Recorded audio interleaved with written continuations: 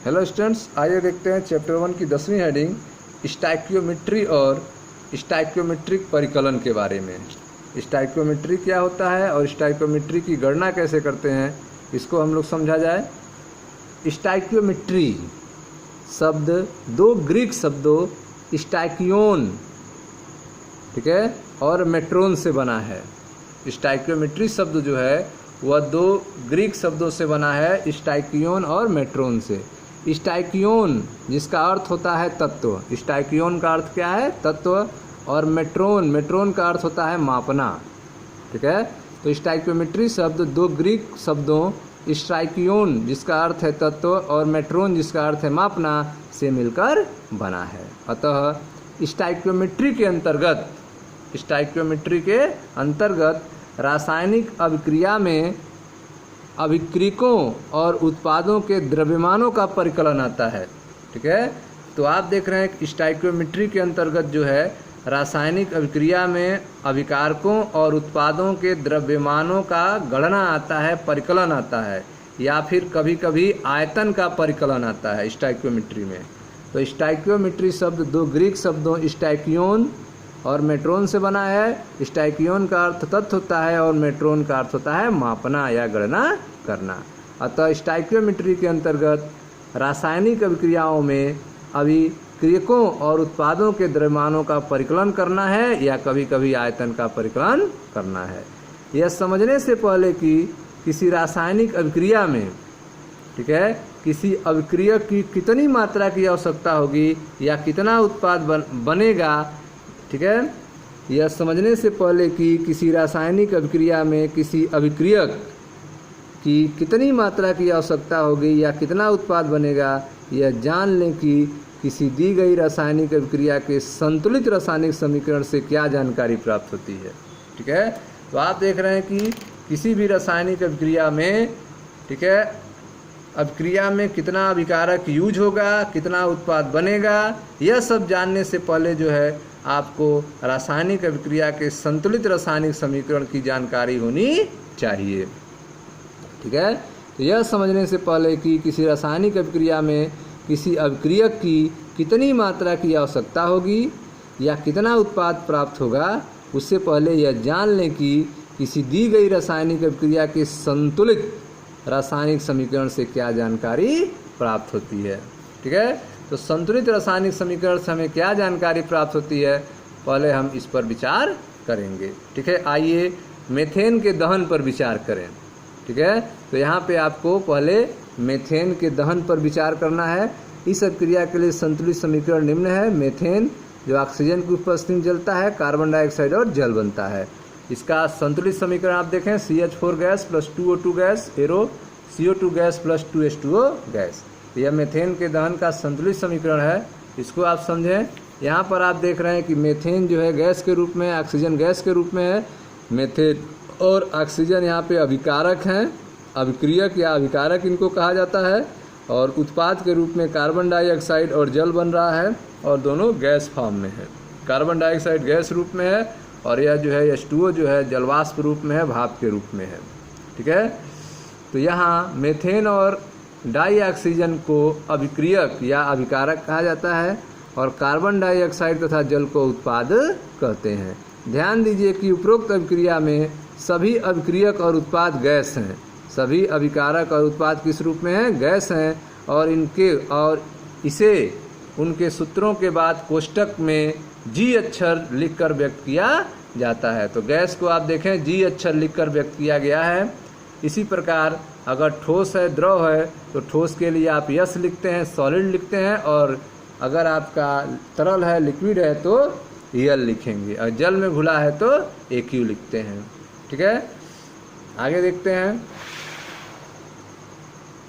Oxygen और H2O। Oxygen और H2O के लिए गुणांक 2 को स्टोइकियोमेट्रिक गुणांक कहा जाता है। तो इस अभिक्रिया में CH4 gas plus 2O2 gas, यहाँ पे जो 2 आया है बन रहा है CO2 प्लस 2H2O गैस।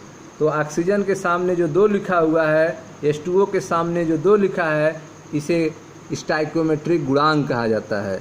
तो तो ऑक्सीजन O2 और H2O के लिए गुणांक 2 को स्टाइकियोमेट्रिक गुणांक कहा जाता है। इसी प्रकार CH4 और CO2 दोनों के लिए गुणांक 1 है। ठीक है, CH4 + 2O2 arrow CO2 + 2H2O, तो CH4 और CO2 के सामने 1 है जो लिखा नहीं जाता है, तो 1 क्या है, तो 1 जो है इसके लिए गुणांक होगा। तो O2 और H2O के लिए गुणांक 2 को स्टाइकियोमेट्रिक गुणांक कहा जाता है। इसी प्रकार CH4 और CO2 दोनों के लिए यह गुणांक 1 होगा। ये गुणांक अभिक्रिया में भाग ले रहे या बनने वाले अणुओं की संख्या या मोलों की संख्या को व्यक्त करते हैं। ठीक है, तो यह जो स्टाइकियोमेट्रिक गुणांक हैं यह क्या बताते हैं, यह अभिक्रिया में भाग लेने वाले मोलों की संख्या या अणुओं की संख्या को व्यक्त करते हैं। ठीक है, अतः ऊपर दी गई अभिक्रिया के अनुसार हमें क्या क्या जानकारी मिलती है, तो हमें जो जानकारी मिलती है पहला यह कि मीथेन गैस का 1 मोल, मीथेन गैस का 1 मोल ऑक्सीजन गैस के 2 मोल के साथ अभिक्रिया करके 1 मोल कार्बन डाइऑक्साइड और 2 मोल, ठीक है, H2O गैस देता है। ठीक है, तो मीथेन गैस का 1 मोल ऑक्सीजन गैस के 2 मोल के साथ अभिक्रिया करके 1 मोल कार्बन डाइऑक्साइड और 2 मोल H2O देता है। पहली जानकारी यह मिली। दूसरी जानकारी, मीथेन गैस का एक अणु, मीथेन गैस का एक अणु ऑक्सीजन गैस के अणु के 2 अणुओं के साथ अभिक्रिया करके कार्बन डाइऑक्साइड गैस का 1 अणु और H2O गैस के 2 अणु देता है। ठीक है, तो इस तरह अणु के रूप में भी इसको आप लिख सकते हैं। अगला जो रूप है लिखने का तरीका यह है कि 22.7 लीटर मीथेन गैस आयतन के रूप में यहाँ पे लिखा जा रहा है। तो 22.7 litre methane gas 45.4 litre oxygen gas के साथ अभिक्रिया करके 22.7 लीटर कार्बन डाइऑक्साइड गैस और 45.4 लीटर H2O गैस देता है। तो इस तरह से आप आयतन के रूप में भी उस समीकरण को आप लिख सकते हैं। ठीक है, अगला जो है उसके भार के रूप में आप लिख सकते हैं। और भार के रूप में कैसे लिखेंगे, तो आप देखें 16 ग्राम मीथेन गैस और 64 ग्राम ऑक्सीजन गैस के साथ अभिक्रिया करके 44 ग्राम कार्बन डाइऑक्साइड गैस और 32 ग्राम, ठीक है, नहीं 36 ग्राम जो है H2O गैस देता है। ठीक है, तो 16 gram methane gas 64 gram oxygen gas के साथ अभिक्रिया करके 44 ग्राम कार्बन डाइऑक्साइड और 36 ग्राम H2O गैस देता है। इन संबंधों के आधार पर दिए गए आंकड़ों को एक दूसरे में इस प्रकार प्रयुक्त किया जा सकता है कि द्रव्यमान जो है मोलों की संख्या में, मोलों की संख्या जो है अणु संख्या में, या फिर अणु संख्या मोलों संख्या में, मोलों संख्या द्रव्यमान संख्या में बदला जा सकता है। ठीक है, द्रव्यमान बटे आयतन बराबर घनत्व। द्रव्यमान बटे आयतन बराबर क्या होता है, घनत्व होता है। ठीक है, द्रव्यमान बटे आयतन बराबर घनत्व। कुछ उदाहरण दिए गए हैं, देखते हैं। उदाहरण नंबर 3, 16 ग्राम मीथेन के दहन से प्राप्त जल की मात्रा का परिकलन ग्राम में कीजिए। तो 16 ग्राम मीथेन का दहन किया जा रहा है, तो जो जल प्राप्त हो रहा है उसको आपको ग्राम में बताना है। तो मीथेन के दहन का पहले संतुलित समीकरण लिखेंगे। तो CH4 gas plus 2O2 gas बनेगा CO2 gas plus 2H2O gas. ठीक है, तो इससे आप क्या जानकारी मिल रही है, तो इससे पहली जानकारी मिल रही है कि यह जो आपका है मीथेन, यह 16 ग्राम मीथेन 1 मोल के बराबर है। CH4 तो 12 और ये 4 हाइड्रोजन का 4, 12 4 16, तो 16 ग्राम मीथेन जो है 1 मोल के बराबर है। ऊपर दिए गए समीकरण से 1 मोल मीथेन गैस से H2O के 2 मोल प्राप्त होते हैं। 1 मोल मीथेन गैस से H2O के 2 मोल प्राप्त होते हैं। ठीक है, अब 2 मोल को देखते हैं। ऊपर दिए गए समीकरण से 1 मोल मीथेन से H2O गैस के 2 मोल प्राप्त होते हैं। 2 मोल H2O का पहले भार कितना होगा, तो 2 और H2O का होता है आपका हाइड्रोजन का 2 और ऑक्सीजन का 16, यह हो गया आपका 18 और यह 2 गुणे 18 मतलब 36 ग्राम। तो 2 मोल H2O मतलब 36 ग्राम, 2 मोल H2O मतलब 36 ग्राम। तो 1 मोल H2O क्या हो गया, 18 ग्राम। 1 मोल H2O बराबर 18 ग्राम H2O। ठीक है, तो 18 ग्राम H2O बटे 1 मोल H2O बराबर 1।